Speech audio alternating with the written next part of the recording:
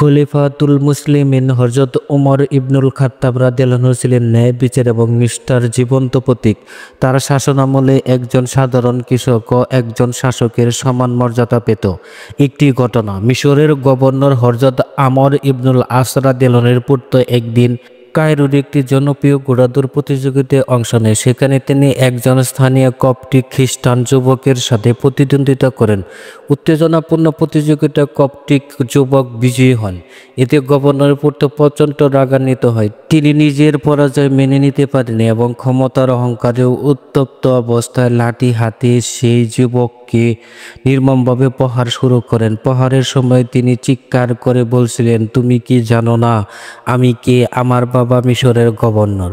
আহত ও লাঞ্ছিত যুবকটি স্থানীয় নেতাদের কাছে অভিযোগ করলেই কেউ গভর্নরের পুত্রের বিরুদ্ধে ব্যবস্থা নিতে সাহস করেনি।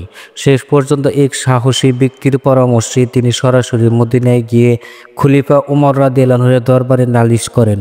উমর রাদিয়াল্লাহুর ঐতিহাসিক বিচার ঘটনা শুনে হযরত উমর রাদিয়াল্লাহু অত্যন্ত ক্ষুব্ধ হন। তিনি তৎক্ষণাৎ মিশরের গভর্নর আমর ইবনুল আস রাদিয়াল্লাহু ও তার পুত্রকে মদিনায় হাজির হওয়ার নির্দেশ দেন। তখন তারা উপস্থিত হলেন। উমর রাদিয়াল্লাহু কপটিক যুবককে বললেন, এই লাঠিটি নাও এবং সে পরিমাণ পথ প্রহার তুমি সহ্য করেছ ঠিক ততটাই তাকে প্রহার করো।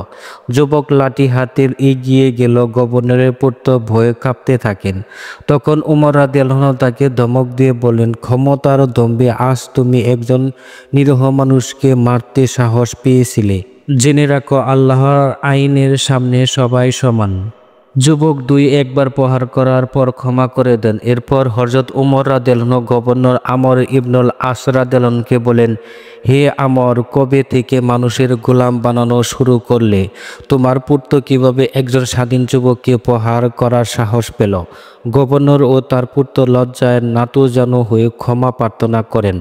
উমর রাদিয়াল্লাহু গভর্নরকে সতর্ক করে দেন, যদি কখনো শুনি তুমি বা তোমার পরিবার কারো প্রতি অবিচার করেছ তবে তোমাকে পদচ্যুত করব।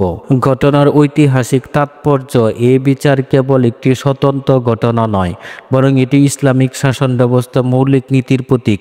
আইনের শাসন, ক্ষমতাবান ব্যক্তি ও আইনের ঊর্ধ্বে নয়। সাম্য, ধর্ম, বর্ণ নির্বিশেষে ন্যায় বিচার, জবাবদিহিতা শাসকগণ জনগণের কাছে দায়বদ্ধ। শিক্ষা ও মূল্যবোধ, ন্যায় প্রতিষ্ঠার প্রকৃত শাসক। শাসকের প্রধান দায়িত্ব ন্যায় বিচার নিশ্চিত করা। ক্ষমতার দায়িত্ব ক্ষমতা অহংকারের হাতিয়ার নয়, বরং সেবার মাধ্যম।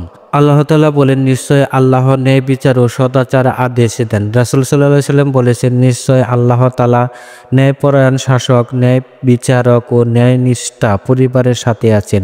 ন্যায় বিচার এমন এক আলো যা শুধুমাত্র শাসন ব্যবস্থাকে আলোকিত করে না, বরং একটি জাতির আত্মাকে উদ্দীপিত করে তোলে।